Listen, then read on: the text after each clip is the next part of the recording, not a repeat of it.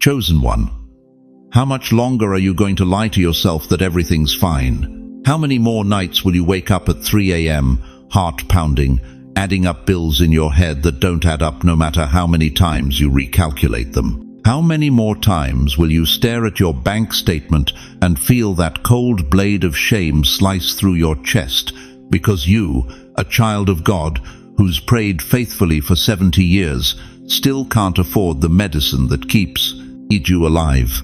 Chosen one, stop scrolling. Right now. God himself stopped you here, not by accident, not by algorithm, but by sovereign interruption. Because in the next 60 minutes, heaven is about to fund your life in ways that will make your past 70 years look like boot camp for billionaires. I know you. I see you. You're sitting there right now, maybe in that worn chair you've had since 1987, maybe on the edge of your bed with the afternoon light coming through those same curtains you can't afford to replace, and you're carrying something nobody sees, a weight that's been crushing your chest for so long you've forgotten what it feels like to breathe without it. You've been balancing the checkbook of your life like you're walking a tightrope over hell itself. One medical bill away from catastrophe, one car repair from choosing between food and fuel, one unexpected expense from losing everything you've spent a lifetime building. But heaven's ledger has your name on it, in ink, in blood, in covenant. You've been standing at the edge of a cliff and the wind of fear has been howling so loud you couldn't hear the wind of faith whispering behind you. Step back, beloved. I've got this. See, you've been carrying the weight of provision on shoulders that were never built to bear it. You've been playing God's role in your own life, and the divine never auditions for human parts.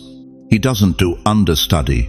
He doesn't do backup plan. And tonight, he's firing you from a job you were never hired for. Thank you to every single one of you who has supported this message through super thanks.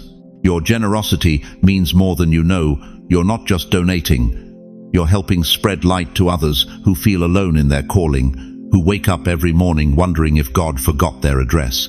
Whether you give or not, I'm deeply grateful for your presence here, your support, your time, your attention. It all matters. And if this message resonates with your soul, go ahead and sow that seed of faith. Not because I need it, but because you need to practice the abundance that's about to flood your life. But hear me clearly. What you're about to receive in the next few minutes will shatter every financial ceiling you've been staring at for decades. Your poverty has an expiration date stamped by heaven. Your struggle has a deadline written in the book of life, and both just expired. If this is speaking to your spirit, if something deep in your bones just recognized truth, type 99 inches. The comments right now, that's your covenant number. That's heaven's confirmation that you're not just watching a video, you're walking into a divine appointment. Because every closed door you've been mourning, every opportunity you thought you missed, every financial breakthrough that seemed to go to everyone but you, all of it was a setup for this moment, for this message, for the funding heaven is about to release over your life starting right now. Welcome to the moment everything changes. Chosen one. Let's begin. When was the last time you slept through the night without waking up at 3 a.m. with your heart hammering against your ribcage like it's trying to escape? When was the last time you opened your mailbox without that cold dread flooding through your veins because you just know there's another bill you can't pay waiting inside? When was the last time you looked at your bank balance and didn't feel that crushing shame pressing down on your chest, making it hard to breathe, making you wonder if God even remembers your name? Listen to me, chosen one. I need you to understand something that's going to break your heart and heal it at the same time. That weight you're carrying, that invisible anvil sitting on your shoulders for the last 30, 40, 50 years, it was never yours to carry. Never. God never handed it to you. The enemy did. And you've been dragging it through life like a prisoner dragging chains, thinking this is just what faith looks like. Your life has become a house in a storm. The bills arrive like thunder, sudden, violent, shaking the very foundation of everything you thought was secure. The sleepless nights leak through your roof like rain that won't stop, dripping into every corner of your mind until there's no dry place left to rest. The medical diagnoses crash through your windows like hail, shattering any peace you managed to salvage from yesterday's crisis.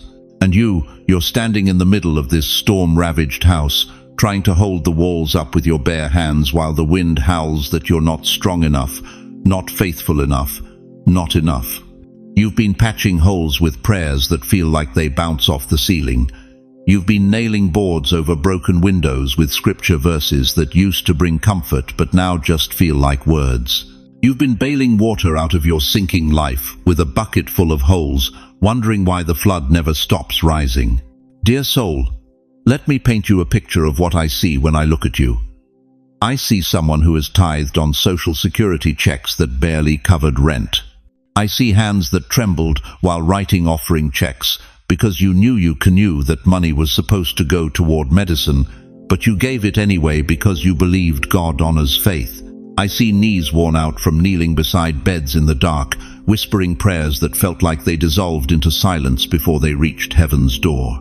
You've worried about whether you'd have enough for groceries this week, and God has watched every anxious calculation you made at the checkout counter, putting items back on the shelf because your faith had to fit into a fixed budget. You've wept over bills spread across your kitchen table at 2 a.m., trying to decide which one gets paid and which one gets a phone call begging for more time, and heaven took notes on every tear that fell on those envelopes stamped final notice. You've sat alone in doctors' waiting rooms, holding test results in shaking hands, wondering who you'd call because your children moved 3 states away and got too busy to remember you exist, and God witnessed every moment you swallowed that loneliness like bitter medicine. You've stood at your mailbox, heart racing, knowing that inside is either relief or ruin, and the divine saw how you took a deep breath and opened it anyway, even when you wanted to run. You've watched friends pass away one by one until your phone stopped ringing and your table set for one became a permanent arrangement, and the Almighty counted every silent dinner where you talked to empty chairs because you forgot what it feels like to have someone answer back. This is the weight you've been carrying. This is the storm you've been standing in. This is the burden that's been crushing you into dust while you kept telling everyone I'm fine, because admitting the truth felt like admitting defeat. But here's what Matthew 6:25 says, and I need you to hear this like it's the first time these words ever entered human ears. Therefore I tell you, do not worry about your life, what you will eat or drink, or about your body, what you will wear. Is not life more than food, and the body more than clothes? Do not worry. Not try not to worry. Not worry less. Do not worry. Jesus didn't suggest it. He commanded it. Because he knew something you've forgotten. Worrying about provision is calling God a liar. Every sleepless night you spend calculating bills is a vote of no confidence in the God who owns cattle on 1,000 hills. Every anxious thought about tomorrow's needs is evidence that you believe you're responsible for outcomes that only He controls.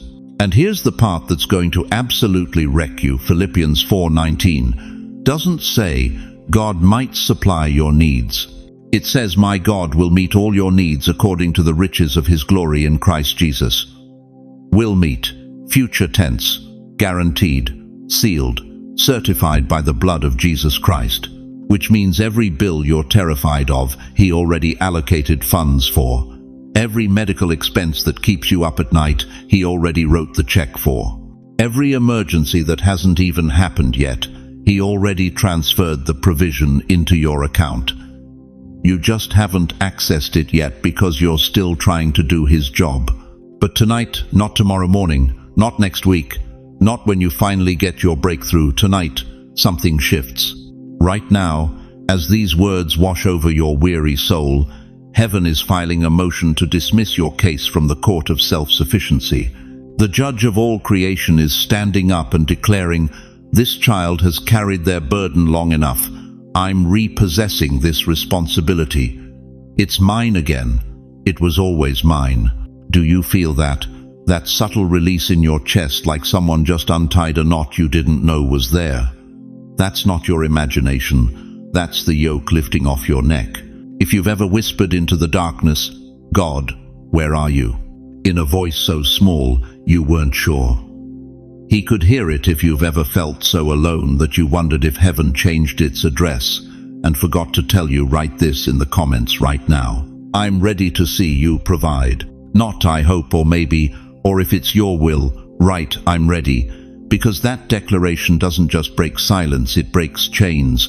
It shatters the lie that you're forgotten. It demolishes the myth that your struggle is evidence of His absence. Here's the revelation that's about to change everything you thought you knew about your pain. That weight you've been carrying, that crushing burden of financial fear and medical anxiety and loneliness that feels like it's grinding your bones to powder. That wasn't abandonment. That was an audition. God doesn't fund weakness. He funds faithfulness. He doesn't invest in convenience. He invests in character. And every single sleepless night, every tear-stained prayer, every moment you chose to believe when belief felt like blasphemy, that was your audition for the greatest financial transfer your family line has ever seen. You weren't abandoned in the storm, beloved. You were auditioning for trust. Because God only funds what He can trust, and after everything you've endured, after everything you've survived, after everything that tried to break you but only made you bend, He trusts you. You passed the test you didn't know you were taking. And now heaven is about to pay you back with interest that compounds in the spiritual realm. What's about to flood into your life isn't just provision for today, it's restoration for every year the locusts ate, every season the enemy stole, every blessing you thought you'd missed. The weight you've been carrying is about to become the wealth you'll be distributing.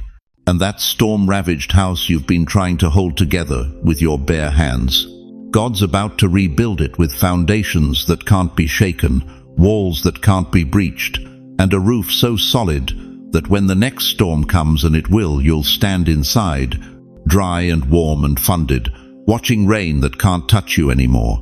The burden is shifting. Right now, can you feel it? Now listen to me carefully, because what I'm about to tell you will separate you from 99% of people who will die broke, confused, and bitter about why God never showed up for them. There are two economies operating on this planet right now, two completely different financial systems, and the devastating truth is, you've been playing by the wrong rule book your entire life. The first economy? That's Wall Street. That's the Federal Reserve. That's inflation and recession and market crashes and 401ks that evaporate overnight.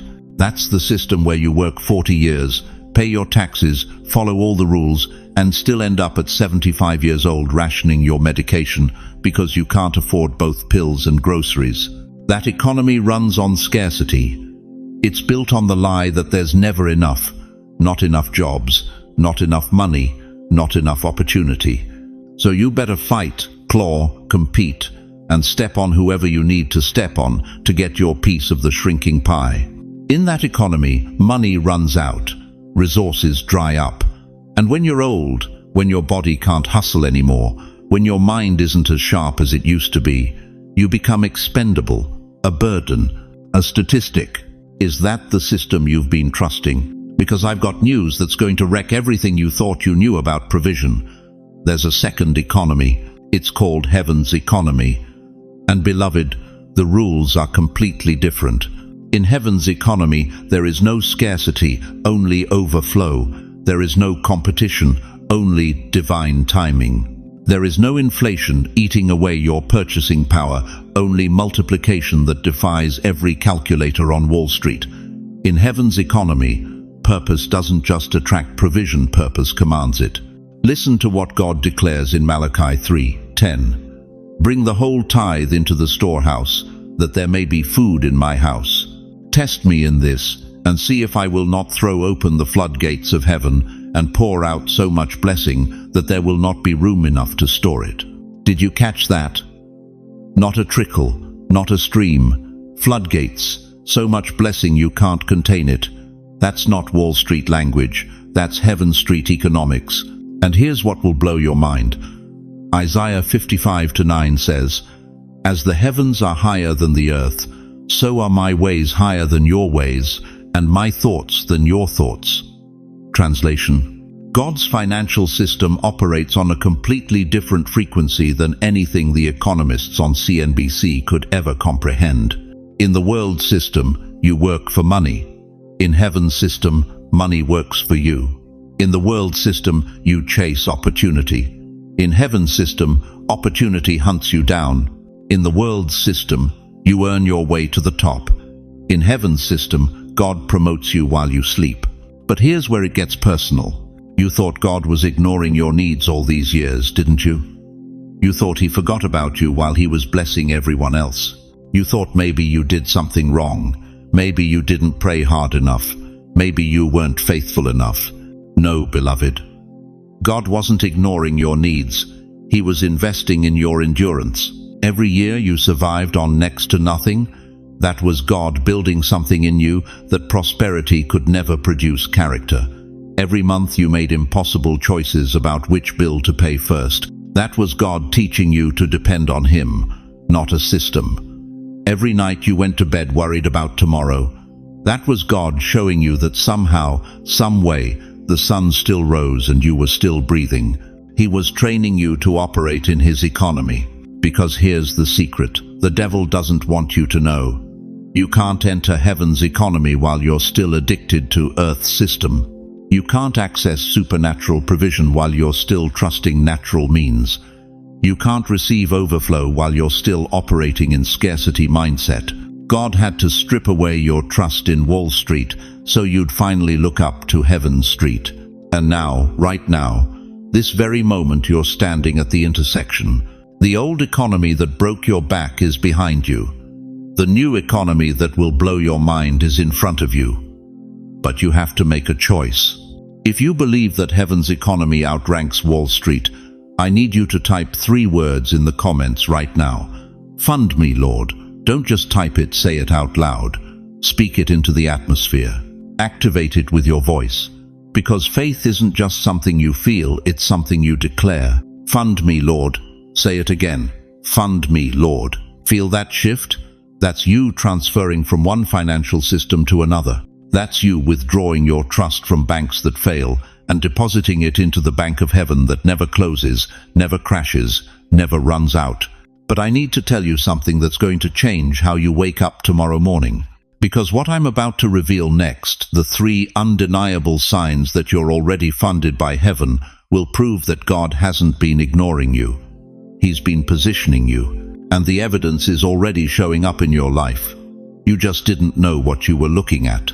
You've been looking for evidence that God heard your prayers. You've been searching for proof that heaven's paying attention. But what if I told you the funding already started and you've been missing the deposits because you were expecting them in the wrong currency? See, heaven doesn't always send money first. It sends signals. Divine confirmation. Prophetic breadcrumbs that say, we're already working on it. And if you've been experiencing these 3 signs, you're not waiting for funding to begin. You're watching it unfold in real time. Sign number 1. Peace in absolute chaos. Let me ask you something that's going to expose what's already happening in your spirit. When was the last time your bank account said panic, but your soul said peace?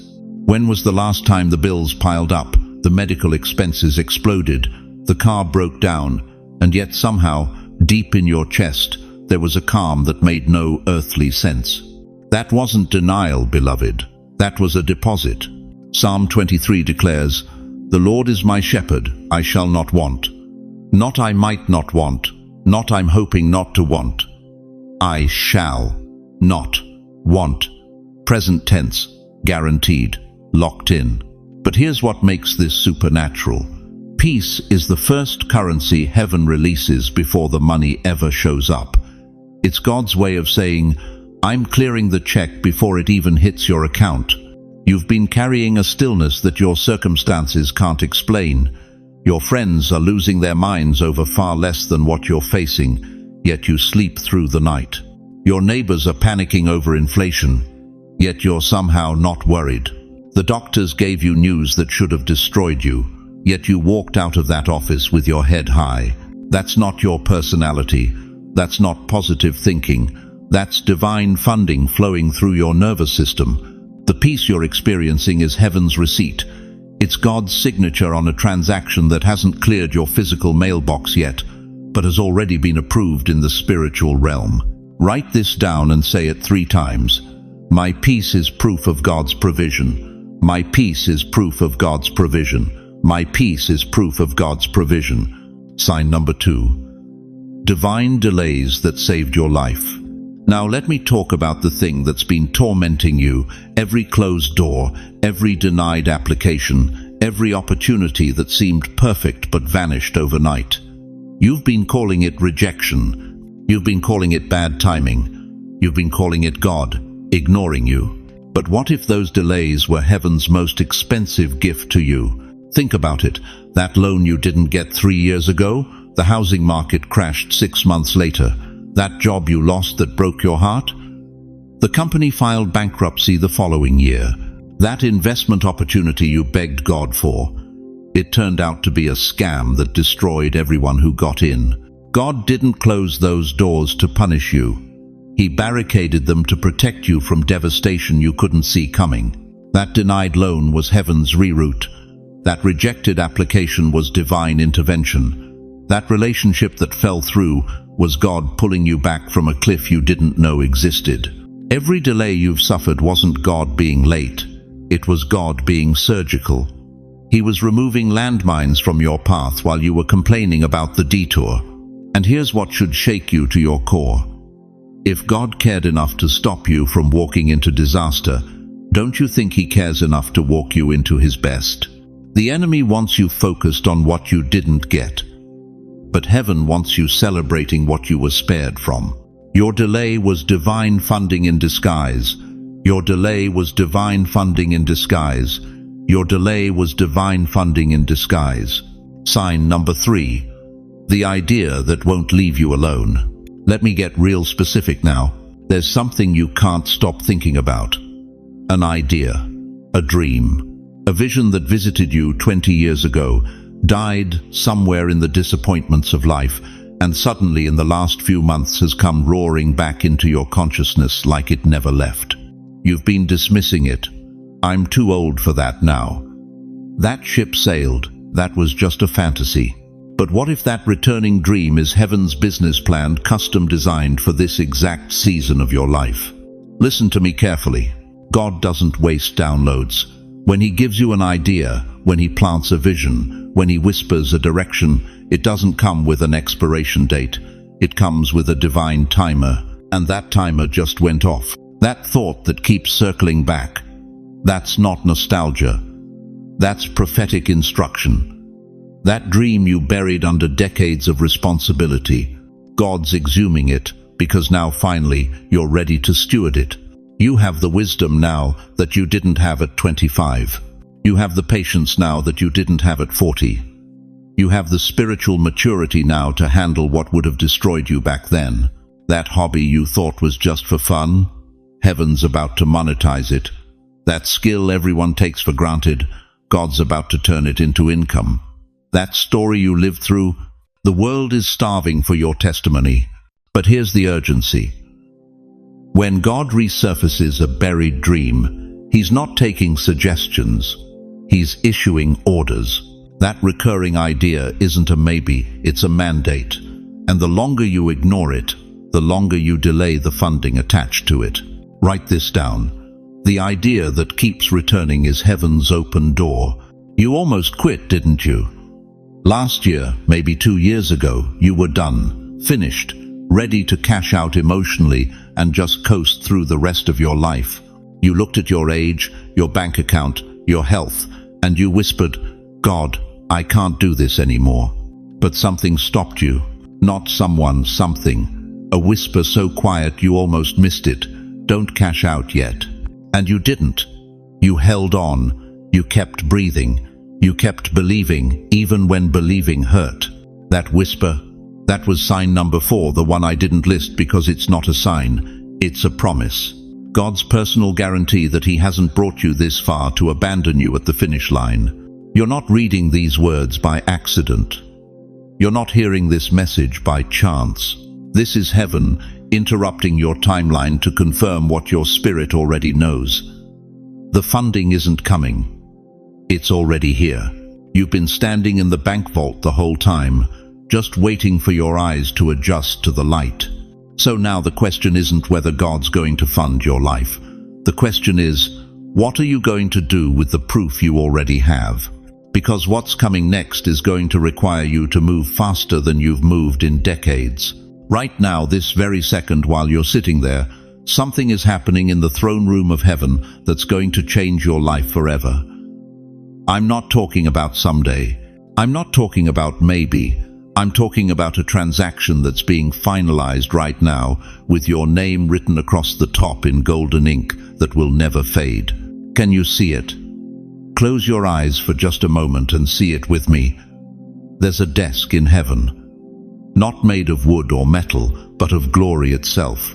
And spread across that desk are ledgers, ancient books that contain every prayer you've ever whispered, every tear you've cried at 3 a.m. when you thought nobody was watching, every dollar you gave when your own bank account was screaming empty. Your name is glowing on one of those pages, not penciled in, not typed, handwritten by the finger of God himself in letters that burn with divine fire. And standing around that desk right now are angels. But these aren't the angels you see on greeting cards with harps and halos. These are heaven's accountants, heaven's attorneys, heaven's auditors. And they're holding stamps, massive stamps, that shake the foundations of eternity when they come down. One angel is reviewing your file. He's looking at 73 years of faithfulness. He's seeing every time you tithed on your social security check, every time you gave to that missionary when you needed groceries, every time you blessed your grandkids when your own light bill was due. And suddenly, boom, that stamp comes down with a sound that makes demons tremble and angels shout. 4 words are now blazing across your file. Approved by divine authority. You've been trying to get approved by banks who don't know your name. You've been applying for loans from institutions that see you as a credit score. You've been begging financial systems that were designed to keep people like you poor while the wicked get richer. But heaven doesn't check your credit. Heaven checks your covenant. Listen to what Ephesians 3:20 declares, and I need you to really hear this. Now unto him who is able to do exceeding abundantly above all that we ask or think, according to the power that works in us. Did you catch that? Not according to your bank account, not according to your job title, not according to your age or your education, according to the power that already works inside you. That power has been there all along. That divine currency has been flowing through your spirit while your wallet stayed empty. Because God was waiting for the right moment, this moment, to release what's been stored up in your name for decades. You know what your problem has been? You've been standing in line at the wrong bank. You've been filling out applications at institutions that were never authorized to fund your destiny. You've been knocking on doors that don't have the keys to your breakthrough. But tonight, God is transferring your account from Earth's bankrupt system to heaven's unlimited treasury. And when heaven backs your account, there are no overdraft fees, no declined transactions, no insufficient fund notices. 2 Corinthians 9-8 says it like this: And God is able to make all grace abound toward you, that you, always having all sufficiency in all things, may have an abundance for every good work. Let me break that down for you. All grace, all sufficiency, all things, every good work. That's not some grace, some of the time, for some people. That's total coverage for chosen ones. You want to know why you've been broke for so long? Because you were being processed. Every rejection letter you got from a bank, that was hell trying to stop what heaven was preparing. Every loan denial, that was the enemy attempting to block your divine funding before it arrived. But here's what the devil didn't know. While he was blocking your earthly applications, God was approving your heavenly petition. While financial institutions were saying no, the divine banker was saying yes, with a signature that can never be revoked. You're not applying for blessing anymore. Let me say that again louder for the people in the back. You're not applying for blessing anymore. You're walking in divine direct deposit. Starting right now, starting tonight. starting the moment you woke up and felt something shift in your spirit that you couldn't explain. That restlessness you've been feeling, that's not anxiety, that's anticipation. That's your spirit recognizing that the transfer has been initiated. That's your soul sensing that what was promised is now being processed. And here's what's going to blow your mind. When you wake up tomorrow morning, the first evidence won't be money. It will be peace. A peace that money can't buy and bills can't steal. A peace that makes no logical sense because nothing in your physical situation has changed yet, but everything in your spiritual account just got funded. You're going to walk different tomorrow, talk different, think different. Because people who know they have an unlimited account in heaven don't move like people who are begging for pennies on earth. Lift your hand right where you are, right now. Don't look around to see who's watching. This is between you and the divine banker who just approved your file. Lift that hand and declare out loud, "My funding has been approved." Say it like you mean it. Say it like you just got the notification from heaven's bank. Say it like someone who's about to walk into wealth that makes your past poverty look like preparation for this exact moment. If you receive that word deep in your spirit, if something just shifted in your bones, type 777 right now. That's not just a number. That's divine completion times perfection times breakthrough. That's heaven's confirmation that what I just spoke isn't inspiration, it's activation. Because what happens next is going to require someone who knows their account is funded. What's coming is going to demand someone who walks like heaven's direct deposit just hit their account. And beloved, chosen one, that someone is you. You know what breaks my heart? It's watching God's children spend 70 years learning how to survive when they were created to thrive. For 7 decades, you've been the master of making do. You can stretch $1 until it screams. You can make 1 chicken last a week. You can calculate to the penny how much gas you need to get to the pharmacy and back. You've turned survival into an art form, and somewhere along the way, you started believing that surviving was the same as living. But God never called you to survive. He called you to overflow. Psalm 1-3 paints a picture that should wreck every poverty mindset you've ever had. He shall be like a tree planted by the rivers of water, that brings forth its fruit in its season, whose leaf also shall not wither. And whatever he does shall prosper. Did you catch that? Rivers, plural. Not a trickle, not a stream. Rivers of provision flowing so abundantly that everything you touch prospers. When was the last time anything in your life felt like a river? When was the last time you experienced overflow instead of just enough? When was the last time you had more than you needed, so you could be a blessing instead of always needing to be blessed? I'll tell you when. Never. Because you've been taught that poverty is piety. That struggle is sanctification. That barely scraping by somehow makes you more spiritual. But that's a lie from the pit of hell designed to keep you powerless, broke, and unable to fund the kingdom work burning in your heart. Stop praying like a beggar. Start stewarding like a banker in heaven's economy. You want to know the difference between survivors and thrivers? Survivors count pennies, thrivers count purpose. Survivors worry about bills, thrivers worry about impact. Survivors ask, "Can I afford this?" Thrivers ask, "Who can I bless with this?" God is not funding your mortgage, beloved. He's funding your mission. Think about a river for a moment. Picture the Hudson River cutting through Manhattan. When it rains upstate, does the river ask permission to overflow its banks? Does it apologize for flooding the lowlands? Does it hold back because it's worried about being too much? No, it bursts forth, because that's what rivers do when they're filled beyond capacity. You are that river. And for 70 years you've been dammed up by fear, doubt, shame, and a poverty mindset that convinced you that overflow was for other people. But Isaiah 43:19 is happening right now. See, I am doing a new thing. Now it springs up. Do you not perceive it? I am making a way in the wilderness and streams in the wasteland. Do you perceive it? Can you feel the shift? The dam is breaking. The floodgates are creaking open. And the overflow that's been building up in heaven's reservoir with your name on it is about to burst into your life with such force that you won't know what hit you. But here's what terrifies most people about overflow. It changes everything. You can't overflow and stay the same. You can't experience abundance and maintain survival thinking. You can't steward kingdom wealth and keep poverty habits. When God funds your mission, He's not just changing your bank account, He's changing your identity. You are not the person who needs help anymore. You are the person God uses to help others. You are not the one barely making it. You are the one making it possible for others to make it.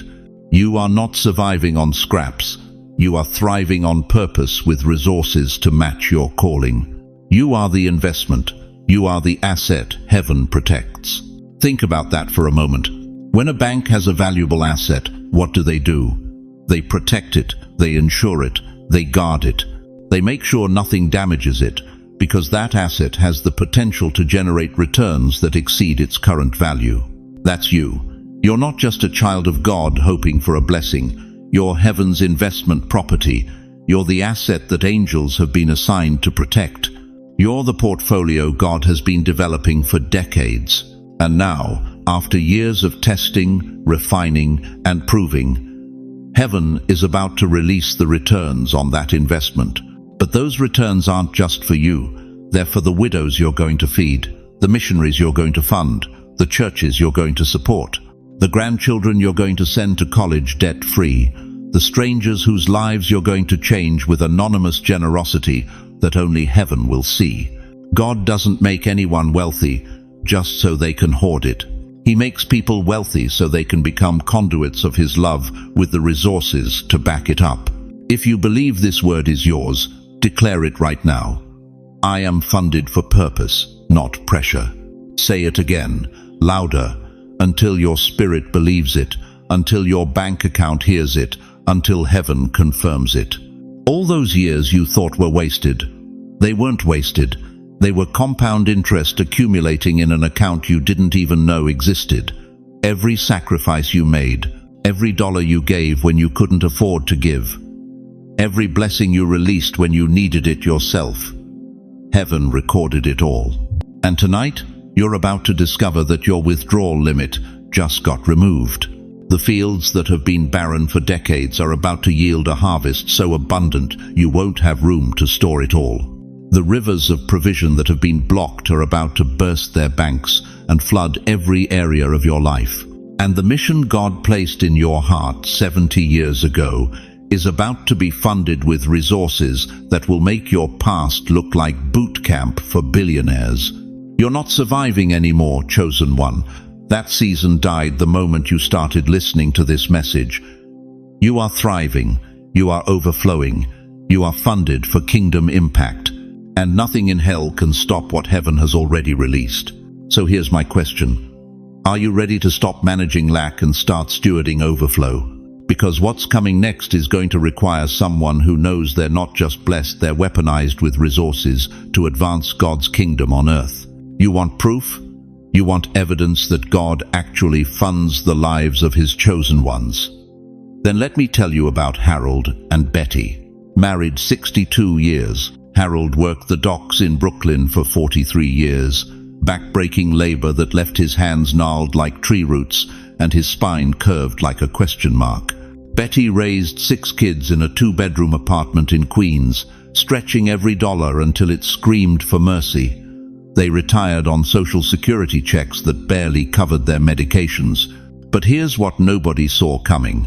At 78 years old, Harold woke up one morning and told Betty, "God told me we're supposed to start something, not retire from something, start something." And before Betty could talk sense into him, Harold was down at the community center asking if they had space for a woodworking class, free, for neighborhood kids who needed somewhere to go after school. "We don't have money for wood," Betty said. Harold smiled. "Then we'll pray for wood." 3 days later, a contractor knocked on their door. He'd heard about the program, had a warehouse full of leftover materials. Could Harold use it? Within 6 months, that little woodworking class became a full youth mentorship program. Donations started arriving, anonymous checks, bags of supplies left on their doorstep. Within 2 years, they'd moved 37 kids off the streets and into purpose. Harold passed away last spring at 84. At his funeral, 22 young men showed up in suits they'd built lives worthy of wearing. One of them now, a carpenter with his own business, stood at the podium and said, "Harold didn't have money, but he was funded by something bigger. And it changed my life." That's not luck. That's not coincidence. That's what happens when God funds a life that's willing to move when fear says stop. Now let me tell you about Dorothy, 71-year-old widow in the Bronx.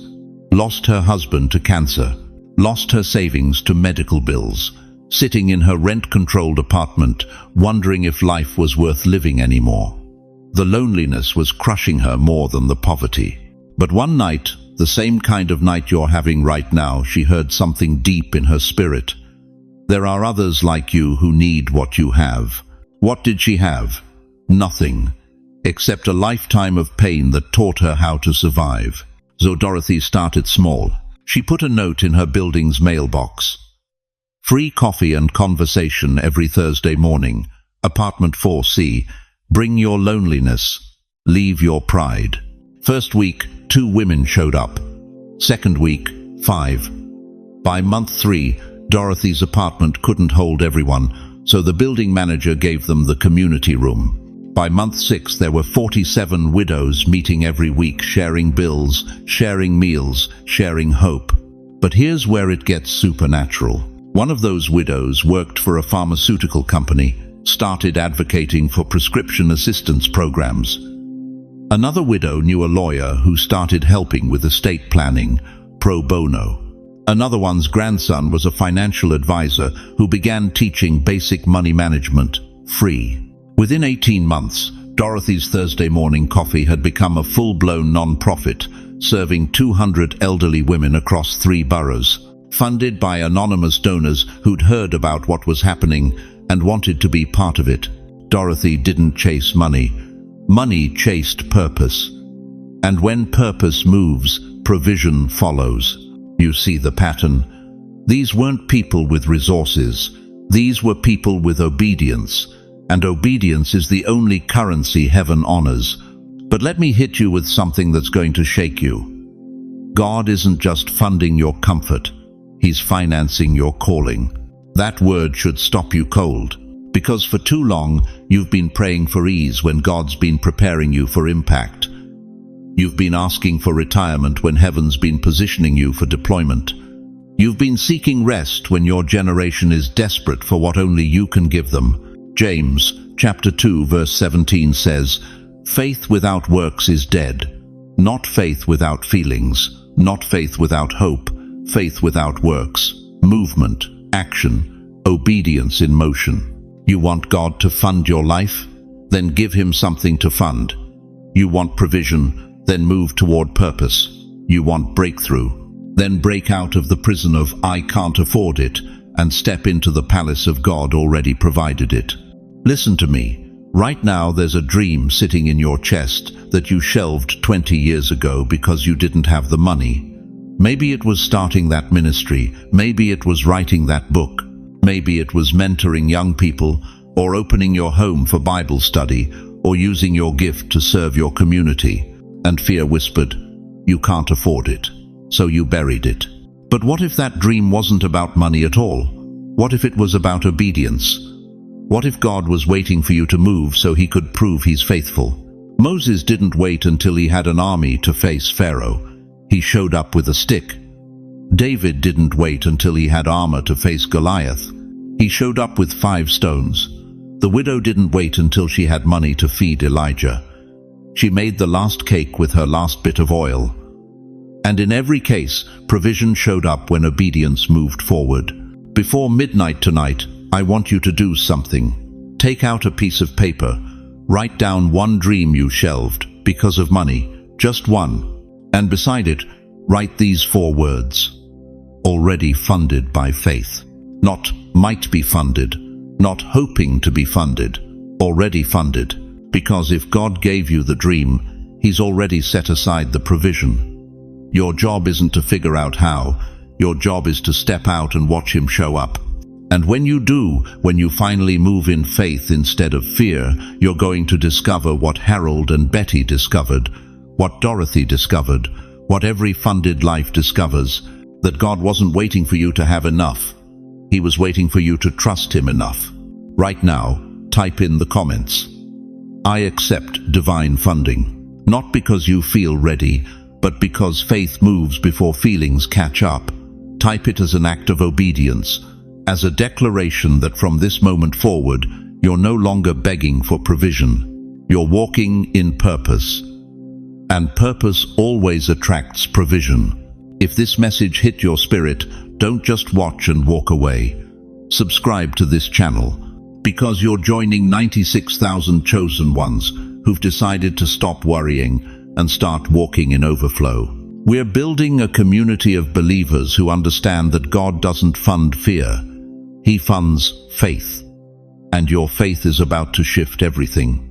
Chosen one, last time you heard these words, heaven approved your funding. You felt it, didn't you?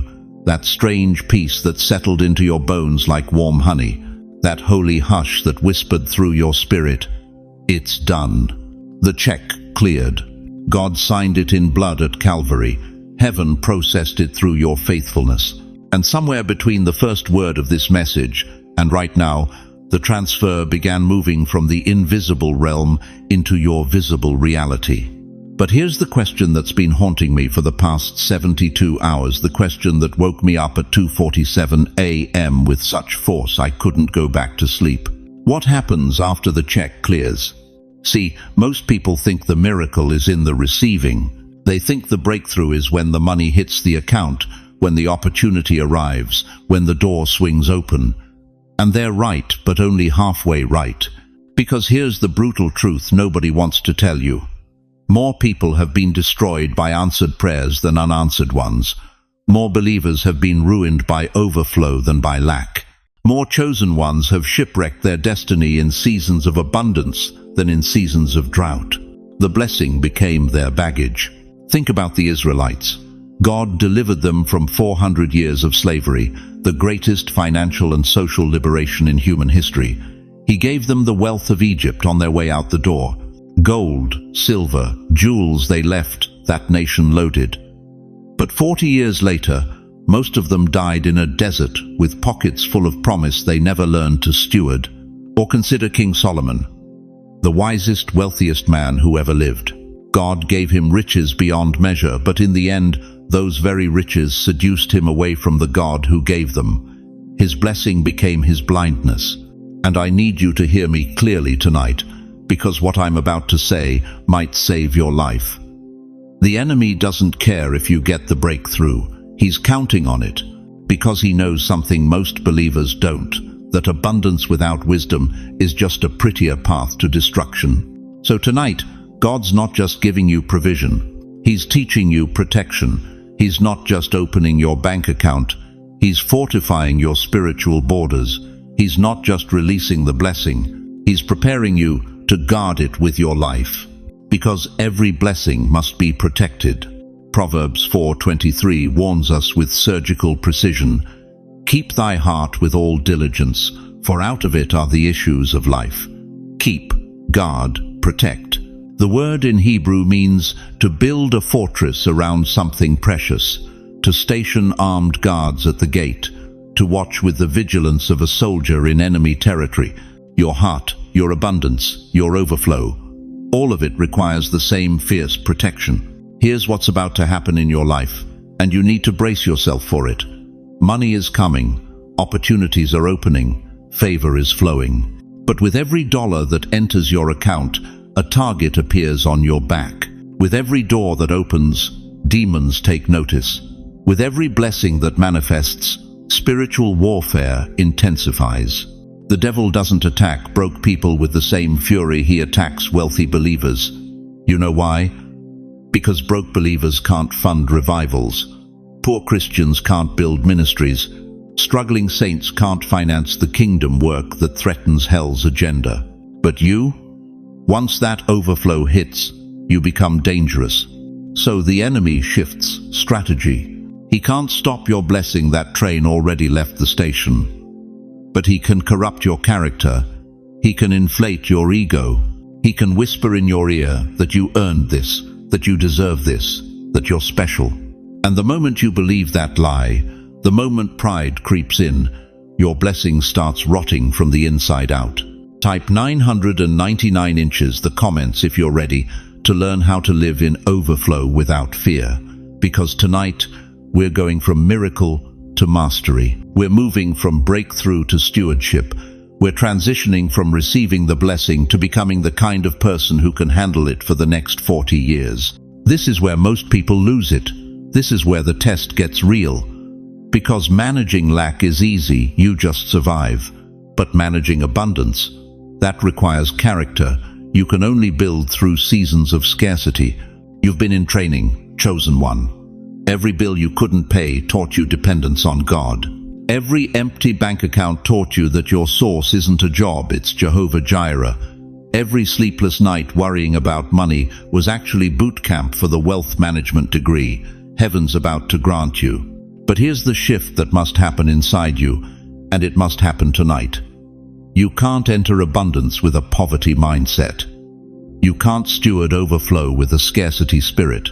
You can't manage kingdom wealth with the same fear that governed you when you had nothing. The check cleared.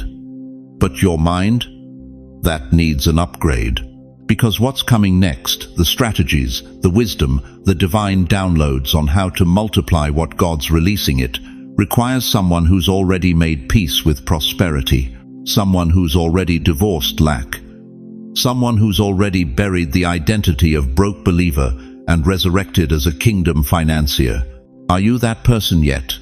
Or are you still secretly waiting for the other shoe to drop, for God to change his mind, for the blessing to evaporate like morning dew? The afterglow is settling over your life right now. That golden light of heaven's favor is warming your skin. But the question burning in the heart of God is this: can you carry what I'm about to give you, or will it crush you? You know what's haunting me right now? It's not what you've been through. It's what you're about to do with it. Because here's the brutal truth nobody wants to say out loud. You've been poor so long that abundance feels like sin. Let me say that again. You've been broke for so many decades that when God tries to bless you, your first instinct is to apologize, to shrink back, to whisper, maybe someone else deserves this more than me. That's not humility, chosen one. That's spiritual trauma masquerading as righteousness. I see you sitting there right now, and I know what's running through your mind. You're 73 years old. You've scraped by for half a century. You've watched prosperity pass you by like buses you couldn't afford to ride. And now when your knees hurt and your back aches and society says you're past your prime, God wants to flood your life with abundance. Why now? Why me? That question is eating you alive, isn't it?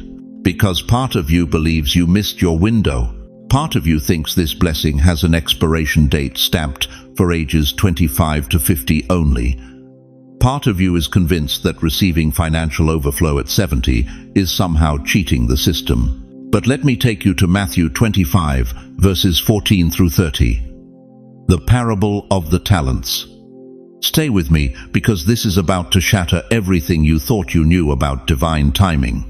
A man going on a journey called his servants and entrusted his wealth to them. To one he gave 5 bags of gold, to another 2 bags, and to another 1 bag each, according to his ability. Here's what most preachers skip over.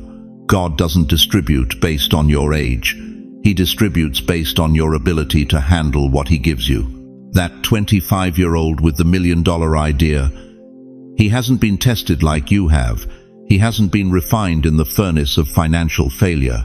He hasn't learned that character matters more than capital. That integrity outlasts income. That wisdom is worth more than Wall Street. You have. For 50 years, God has been watching how you handle $5 when you need $500. He's been taking notes on how you gave to others when your own cupboard was bare. He's been recording every moment you chose, faith over fear, generosity over greed, trust over terror. You thought he forgot about you. He was qualifying you. The servant who received 5 talents doubled them. The one with 2 talents doubled those. But the one with a single talent buried it in fear. And when the master returned, do you remember what he said to that fearful servant? You wicked, lazy servant. Not because he lost the money, because he didn't trust the master enough to invest it. Let me hit you with something that's going to sting. Every time you refuse to believe God wants to prosper you, you're burying your talent. Every time you accept poverty as your permanent address, you're calling God a liar. Every time you say, I'm too old to start over, you're rejecting the master's investment portfolio. Because here's what this parable is really about. God doesn't give blessings for you to hoard. He gives you capital to multiply. He's not running a charity. He's running a kingdom investment firm. And you are his broker on earth. Not a beggar, a broker. Not a charity case, a distribution center. Not a victim of circumstance, a vessel of overflow. But you can't distribute what you won't receive. I need you to feel the weight of this moment.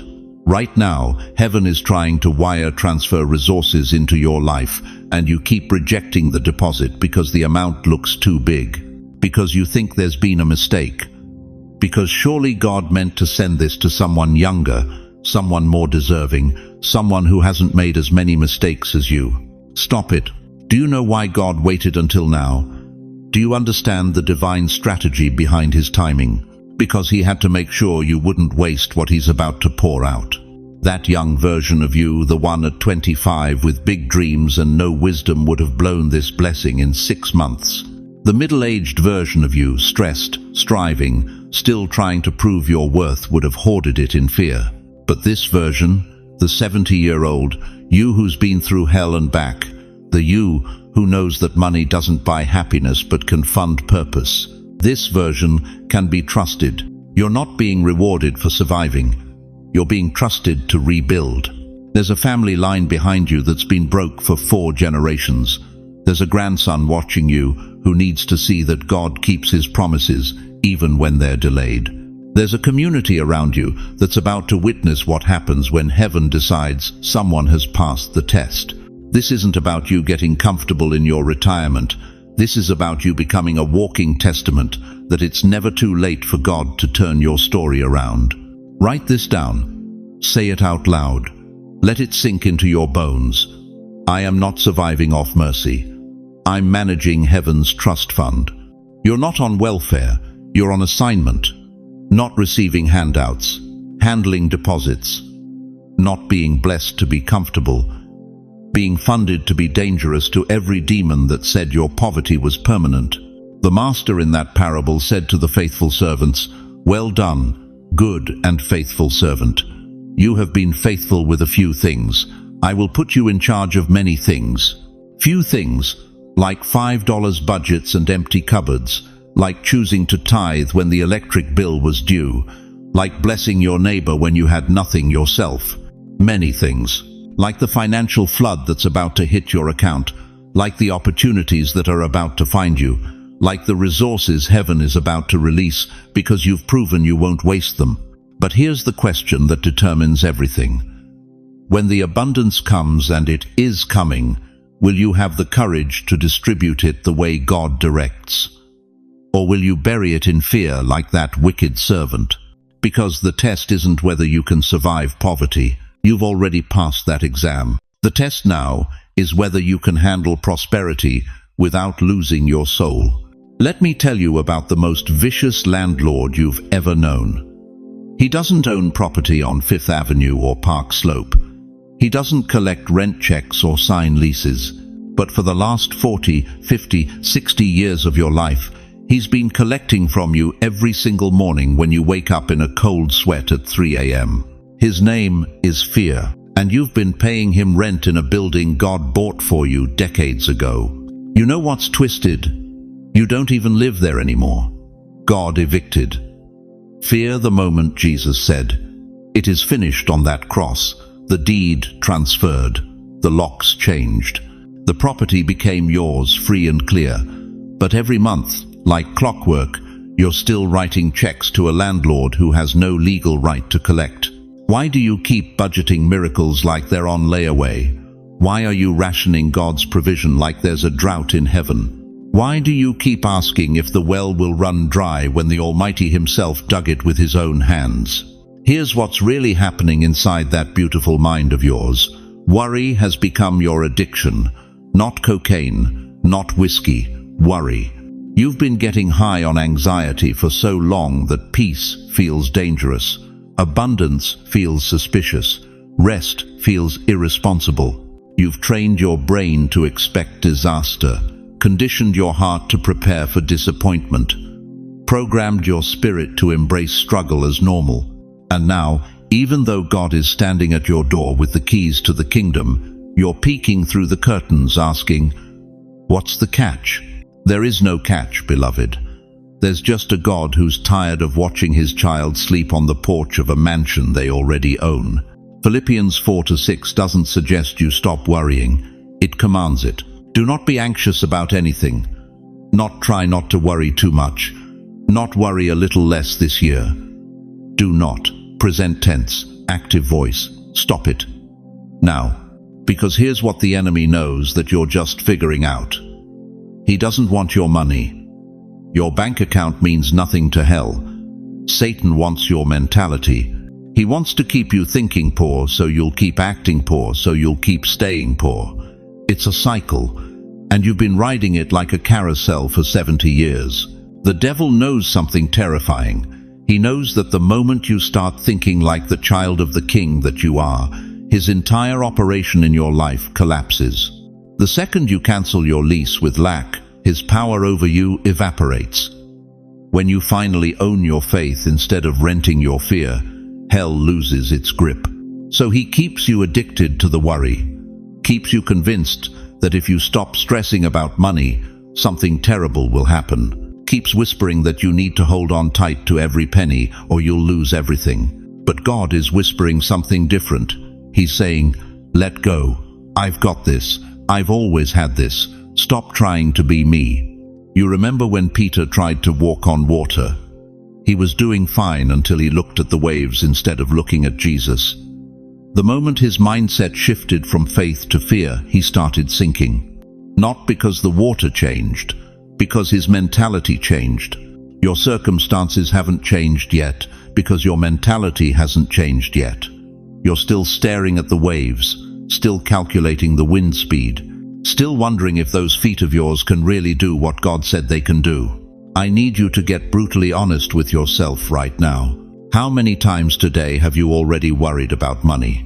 How many hours this week have you spent mentally rehearsing worst-case scenarios? How much energy are you burning trying to figure out God's job? That's rent. You're paying rent to a landlord who doesn't own the property anymore. Jesus said in Matthew 6:25, "Do not worry about your life, what you will eat or drink, or about your body, what you will wear." But you've been worrying about both for so long you can't remember what it feels like not to. You've been a renter in God's property of abundance, still carrying eviction papers in your back pocket just in case. But tonight, we're breaking that lease. Tonight, we're burning those eviction papers. Tonight, you're going to declare out loud in your living room, in your bedroom, in your car, "I cancel my lease with lack. I am not a renter anymore. I am an owner. I am royalty. I am a child of the Most High God, and worry has no authority in my life." Say it. Right now. I'm waiting. Because until you declare it, you're still living under the old landlord's rules. Until you speak it into existence, fear still has keys to your mind. The enemy doesn't want your money. He wants your mentality. Because once your mind is free, heaven can fund your movement. Once your thoughts shift from scarcity to abundance, God can pour into a vessel that's finally ready to receive. Once you stop renting fear and start owning faith, the floodgates open and you'll wonder why you waited so long. But here's the shift that has to happen first. Here's the supernatural transaction that must take place before the money ever shows up in your account. Your mentality has to die so your abundance can live. And that death, that's happening right now. You know what the problem is with most believers? They're still living like beggars when God already made them bankers. They're standing in the river of provision with cups in their hands, asking for drops, when heaven is screaming, "Stop limiting me with your container. Listen to me." The reason you've been stuck in lack for so long isn't because God's stingy. It's because you've been operating in the wrong economy. You've been following Wall Street's rules when you should have been following heaven's rhythm. You've been calculating with a calculator when God wants to teach you the mathematics of miracles. Isaiah 43:19 declares, "See, I am doing a new thing. Now it springs up. Do you not perceive it? I am making a way in the wilderness and streams in the wasteland." Streams, plural, not a trickle, not a drip. Streams that turn wastelands into gardens. That wasteland, you've been staring at that bank account that never grows, that mailbox filled with bills instead of blessings, that phone that rings with debt collectors instead of divine opportunities. It's about to become a garden, and you won't plant it. God will flood it. Here's what most preachers won't tell you about divine provision. It doesn't make sense. It doesn't follow logic. It doesn't wait for you to deserve it. It just flows, like water breaking through a dam you didn't even know was there. You're going to wake up tomorrow and there will be a phone call. You won't recognize the number, but you'll answer it anyway. And the voice on the other end will sound like answered prayer, wrapped in human vocabulary. They'll offer you something you never applied for, money you never asked for, opportunity you never chased. And your first thought will be, "This is too good to be true." But your spirit will whisper, "No. This is God being God." I'm watching it happen right now across this nation. 73-year-old widow in Michigan lost her husband, lost her pension, thought her business days were over. God dropped an idea in her spirit about teaching quilting online. Within 6 months, she's making more money than her husband's pension ever provided. But it's not just money, it's purpose flowing like a river. 81-year-old veteran in Texas spent his whole life serving his country, came home to poverty and pills to manage the pain of war. God whispered, "Mentor the young ones." Now he's running a non-profit that's changing gang members into game changers. The funding? It shows up every single month from sources he can't explain. 67-year-old believer on fixed income in Florida, faithfully tithing out of Social Security for decades, watching pennies like a hawk. One morning, opens the mailbox. Mortgage company letter. Heart drops. Opens it expecting foreclosure. It's a notice. Mortgage paid in full. Anonymous donor. No explanation. Just divine flow, finding its target. 3 manifestations, 3 testimonies, 3 examples of what happens when heaven decides your season of lack is officially over.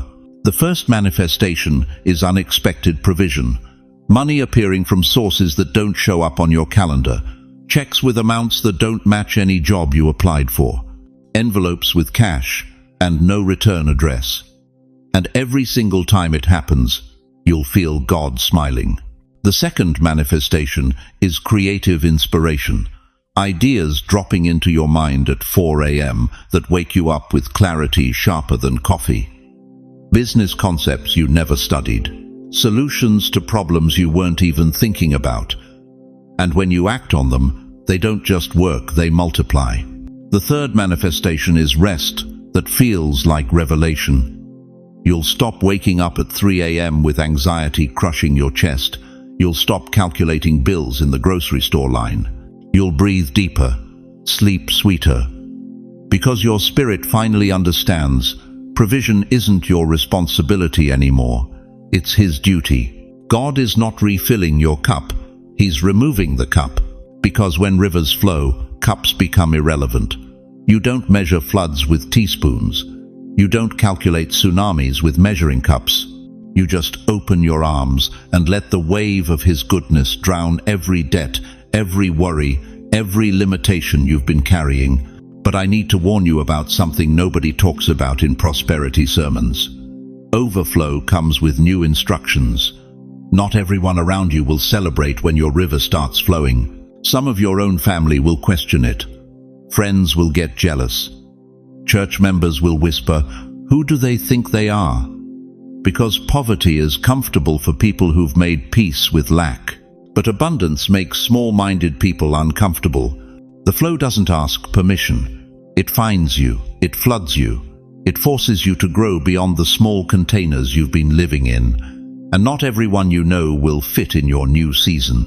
If you can feel the river rising right now, if something in your chest is expanding, if hope is breaking through the concrete of cynicism, write in the comments, "The flow found me." Because what you declare with your mouth, heaven seals with action. The question isn't whether God can fund your life. The question is, are you ready to stop controlling the flow and start flowing with Him?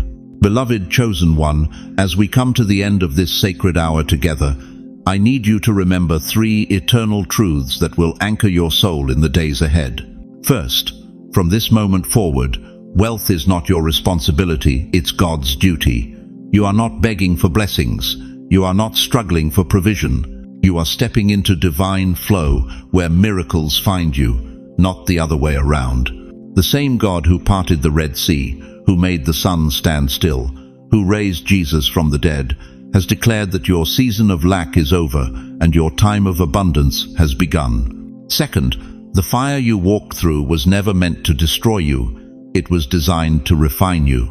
Every struggle, every sleepless night, every moment you thought you couldn't make it was preparing you to carry overflow without losing your character. You've been tested in the valley so you could be trusted on the mountain.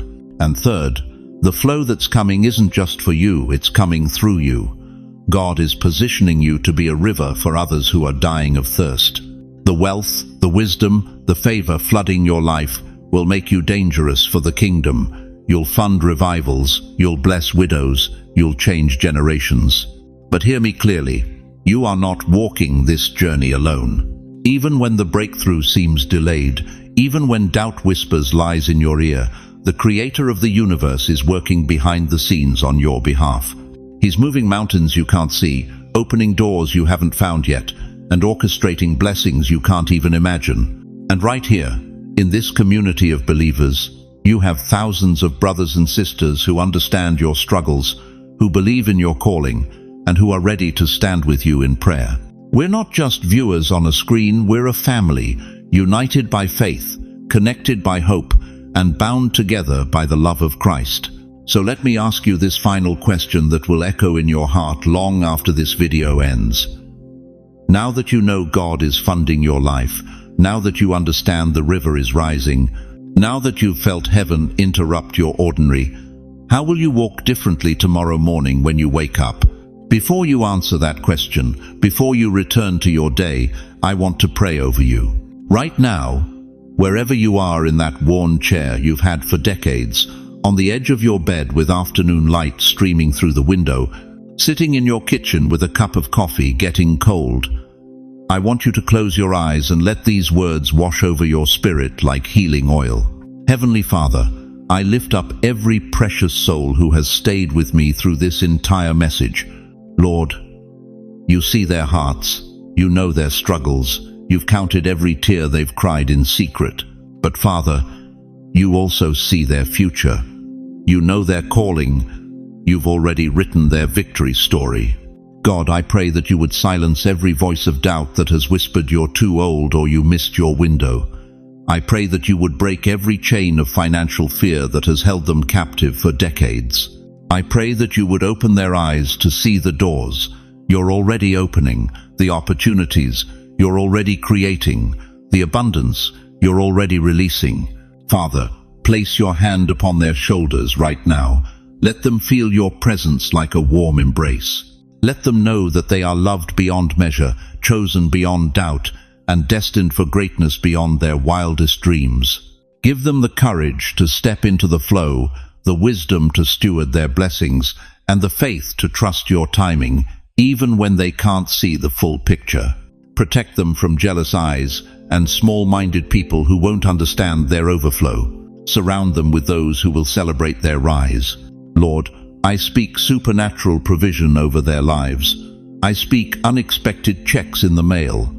I speak phone calls that sound like answered prayers.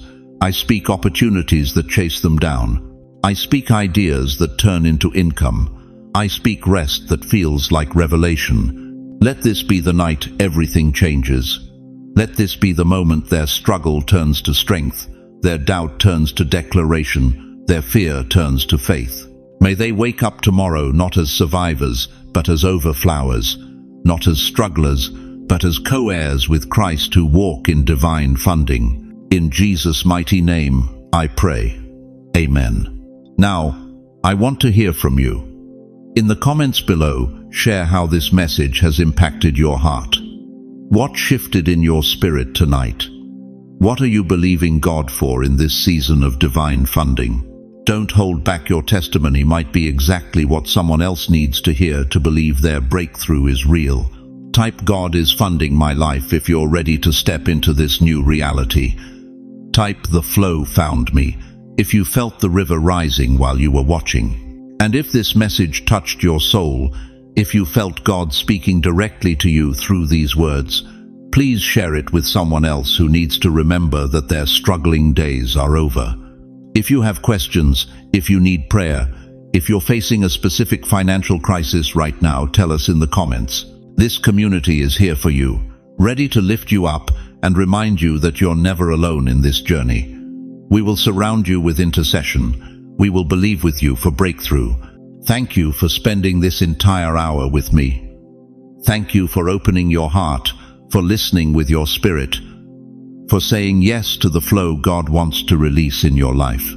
Your faithfulness to watch until the very end tells me everything I need to know about your heart. You're ready for what heaven has prepared. If you haven't already, please subscribe to this channel and ring that notification bell.